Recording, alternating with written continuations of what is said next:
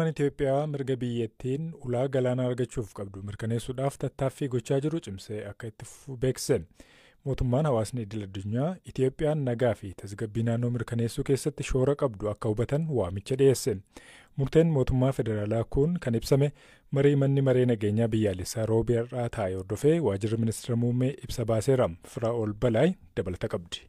Ibsichi marii ministeerri muummee Abiy Ahmedii fi qondaaltonni olaanoo mootummaa federaalaa hoogganaa raayyaa ittisa biyyaa Fiild Maarshaal Birhaanuu Juulaa dabalatee kanneen biroo irratti hirmaatan kanarratti haala biyyaa naannoo fi addunyaa qorachuu isaanii eera. Manni maree kun ibsa isaa keessatti tattaaffii ulaa galaanaa argachuu irratti godhamu ilaalchisee qajeelfama kenneera. Ministeerri muummee Abiy Ahmed ji'a darbe mana maree bakka bu'oota uummataatti dhiyaachuun ibsa wayita kennan dhimmi ulaa galaanaa argachuu Itoophiyaaf dhimma jiraachuu akka ta'e ibsanii ture. Amma dura dhimmicha irratti ejjennoon Itoophiyaa ifa akka hin turre kaasanii amma garuu waa'ee fedha ulaa galaanaa qabaachuu dubbachuun saalfii hin qabu jedhaniiru. Addunyaa irratti biyya guddoo taatee kan ulaa galaanaa hin qabne hin jirtu, kanaafiyyuu qajeeltoo kennanii fudhachuutiin ta'uu qabaa jechuunis dubbatanii turan. Ibsi mana maree nageenyaa ammoo tattaaffiin mootummaan ulaa galaanaa argachuuf taasisu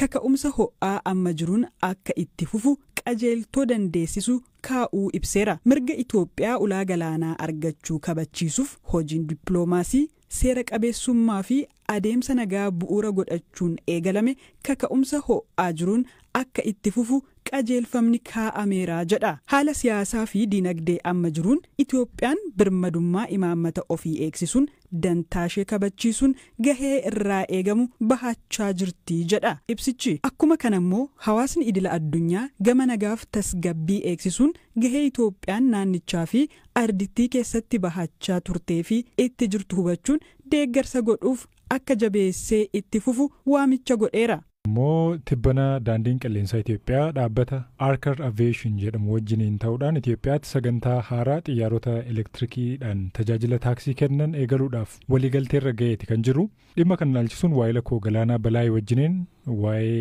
taaksiiwwan kanaa haasa'uudhaaf jirra. Waliigalteen kun kan akkamiiti? Tole egaa torban tokko dura dhaabbatni daandii qilleensaa Itoophiyaa fi Archer Aviation Finfinneetti waliigaltee walii mallatteessaniiru. Waliigaltee wanni irratti mallatteessan ammoo xiyyaarota xixiqqaa geejjiba magaala keessaaf oolan Itoophiyaa keessatti hojiirra oolchuu ka dandeessisuudha.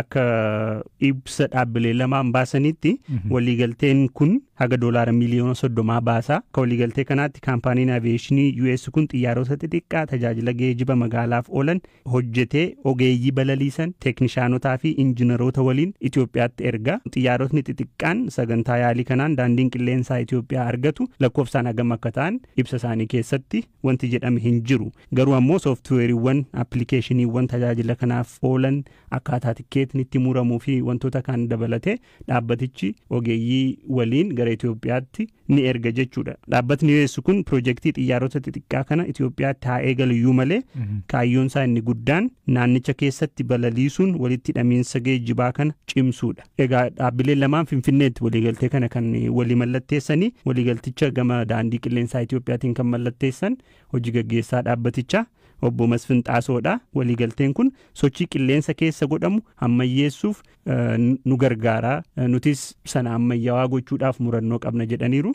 Akkasuma gama Archer Aviation hojii gaggeessaa dhaabbatichaatu waliigaltee kana mallatteesse. Biyyoota Afrikaa keessatti damee aviyeeshinii ammayyeessuudhaaf hiree guddaatu jira. Itoophiyaattiin jalqabnee hiree kana biyyoota Afrikaa kaan keessatti babal'isuu barbaanna yaada jedhu kaasaniiru. Tole, mee maalummaa taaksiiwwan kana haa kaasnu. Taaksiiwwan balali'an kun kan akkamiiti isaan? Tole, egaa Archeriin xiyyaarota xixiqqaa kana hojii eegalchiisuudhaaf tattaafachuu erga eegalee waggootni lakkaa'amaniiru.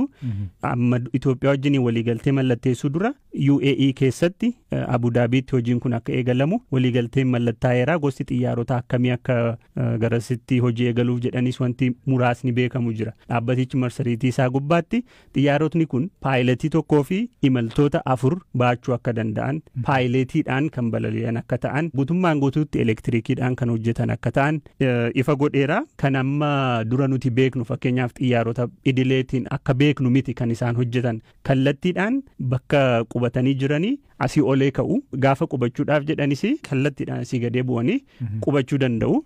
Imala haga sa'aatii tokkoof walakkaa fudhatu daqiiqaawwan 10 fi 20 keessatti raawwachuu akka danda'an godhamanii kan yaadamanidha.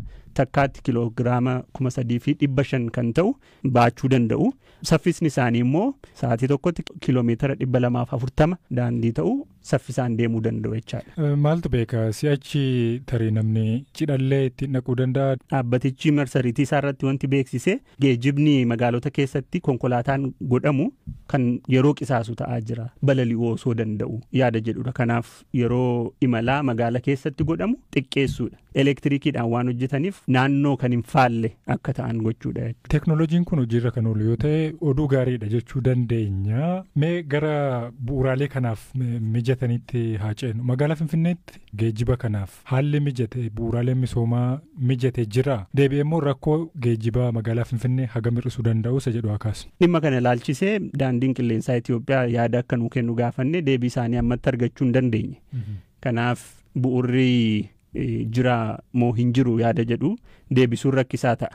Garuu ammoo geejjiba magaala keessaatiif oola gaafa jennu wantoota akka bashannanaaf ta'uu akka danda'u ibsi isaanii ni eera. Galaana Balaayee odeeffannoo dhimma kanaan wal qabatu taaksii balali'aniin wal qabatu dhaggeeffatoota keenyatti himteef.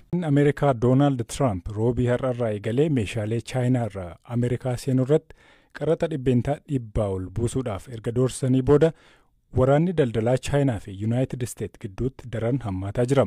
Ministeerri maallaqaa chaayinaa oomishaalee Ameerikaa irraa galan irratti qaraxa dhibbeentaa 84 buusuu beekseera. Murteen kun guyyaa boruu irraa eegalee hojiirra ooluuf akka jiru ibsameera. Kokkeerra wal dhaabbachuun biyyoota dinagdee gurguddoo qaban lameenii kun garam deema. Itoophiyaa dabalatee biyyoonni taarifni dhibbeentaan 10 ol irra kaa'ameef carraa fi balaansaa maali? Dhimmoota kunneen irratti Ayyuu dinagdee Dr. Ayyalaa Galaan Waayillikoo Firaa'ol Balaayee dubbisteetti. Waan tokko kana ta'a jedhanii xiinxalanii loojikaal konkuluuzinii irra gahuudhaaf qaama rakkinni isaa iddoon inni ka'u loojikii qabaachuu qaba. Amma kan kaanu amala Tiraamp irraayi amala isaa immoo gochuun baay'isee nama dhiba. Kan kana jedhee booda maaltu ta'uu danda'a amma kan inni barbaade waan lama. Namni kuni nama ofumeedha extremely paaworii isaa agarsiisu humna isaa agarsiisu gateetti agarsiisu nama barbaadudha. So innaa taarifii kan adda waanii godhee booda biyyoonni hundumtuu dhufanii sagadanii dhiifama nuu godhii bakka akkuma tiyyannee taasifna jedhanii akka kadhatan barbaada. Biyyi hundumtuu immoo kadhatu akkasitti. Fakkeenya fudhannee warri humna hin qabne kan akka Veetinaam fa'aa dhiifama gaafatanii taarifii keenya duraan kan Ameerikaa irratti waan boonu kun zeeroo taasifna jedhaa jiru. Lakki zeeroo taasisuun hin ga'u baay'ee isaanirraa bitaa. Kanaafuu tireed sarpilas wanti jedhamu jira biyyi tokkoof kan irraa bitaniif kan walitti gurguran wal qixa ta'uu qaba. Isin advaanteejii argatanii sarpilas yoo qabaattan nuti immoo zeeroo dhumallee taasiftan sarpilasii ta'uu ijaan dandeenyeefu nurraa bituu irratti cimsaa. Taarifii keessan zeeroo taasisuun hin ga'u jedheeti warruma harkatti kennatee sagaduu dhaqeeyyuu warri kaan immoo warri humna qaban kan akka chaayinaa isa akkasitti nu doorsisanii maal jedhan nurraa argachuu hin dandeessu. Humna hin qabne barbaachisi sodaachisi waan jedhan qabu waan ati gootee inuma taasifnanisi walii xiiqii keessa galaniiru Ameerikaa fi chaayinaan. Maaltu dhufaa? Kanattaanee hin beekamu dhugaa dubbachuudhaaf. Tokkoffaa probably hiikti kan dhufu Ameerikaa keessaa warra Ameerikaa already safarii gochaa jiru. Abbaan qabeenyaa sheeriin isaan qaban akka cabbitti jala xammaa jira. Kaampanoonni otuma tureen buliin har'umayyuu kisaaraa arguu jalqabaniiru. Suuqii keessatti gatiin waan hundaatu otoo dhuma nagdeen biyya laate waan ta'e hin galiin iyyuu dabaluu jalqabeera. Kanaafuu sabni cal jedheeti ilaalaa jedhee yaadu. Dheengadda akkasitti dibeetii wayii godhanii waan inni Kaanaadaa irratti taarifii kaase san akka kaansilii godhu waliigaltee irra ga'ameera seeraan jechaadha. Kan biyyoota biraas akkuma kan Kaanaadaa sanatti itti fufaa. biyyoonni gaanfa Afrikaa yookiin immoo baha Afrikaa irra jiran kan taarifni parsantaa 10 irra kaa'amee fi miidhaa yookiin carraa inni fiduu danda'u jira yoo kun akka amma jirutti itti fufeef. Wanta jiru kanarraa ka'ee carraan jira wanti jedhu kuniyyuu waan tasumayyuu ka'uu qabu miti. Carraa miti kan jiru balaadha. Amma fakkeenyaaf yoo xiqqaate biyya addunyaa keessa jiru hundumtuu kan taarifiin 10% irratti hin taane hin jiru. 10 kan ta'e mee 0 irraa ka'eeti. Amma fakkeenyaaf Afrikaan garrirra jiru AGOA jechuun 0 taarif jechaadha. 0 taarifiidhaan irraa ka'ee tasiolii 10 qaqqabe. Attamitti carraa taaree 10 irra kaa'ameera.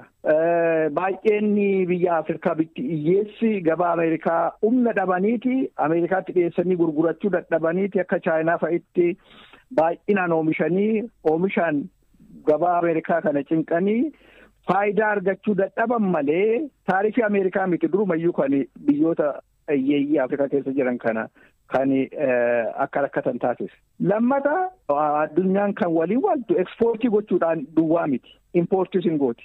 Bittundumtuu amma ekspoortii godhu impoortii godha. Amma wanti taarif horii waraanni taarifii amma ta'aa jiru kun waa'ee dhuma ekspoortii duwwaa miti. Gabaan Ameerikaa ceequmsi Tiramp kaase kuni mi'a gurguramu addunyaa kana hundaa irratti gabaan wal keessa borcameeti hidhamee xaxameeti jira. Ekspoortiin inni Ameerikaatti ergamu gatii yoo dabalee inni Ameerikaadha ammoo ekspoortii godhu gatiisa bakka itti erguu sanatti dabaleeti ekspoortii godha. Bitti impoortii godhu suni gatiin itti dabalameera jechaadha. Warri gatiin itti dabalee oomishe sun immoo Itoophiyaatti ennaa ergu kan gatiin dabalametu Itoophiyaa qaqqabaa jechaadha. Bunni Itoophiyaa Ameerikaatti ergu irratti maddeen dabalame faayidaa fakkaata. Garuu Itoophiyaa waan baay'ee biyya hundaarraa impoortii gooti. Wanti Itoophiyaan impoortii gootu sun hundumtuu gatiin isaa hin dabala. Balaan guddaan kan jiru kan Itoophiyaan impoortii gootu kan biyyoonni hiyyeeyyii Afrikaa impoortii godhan wantoota murteessota fertilaayizarii xaa'oo waan akka qorichaa waan akka maalii kun hundumtuu gatiin isaa hin dabala. Kana keessatti bu'aan jira gaaffiin jedhu tasuma ka'uu waan danda'u miti.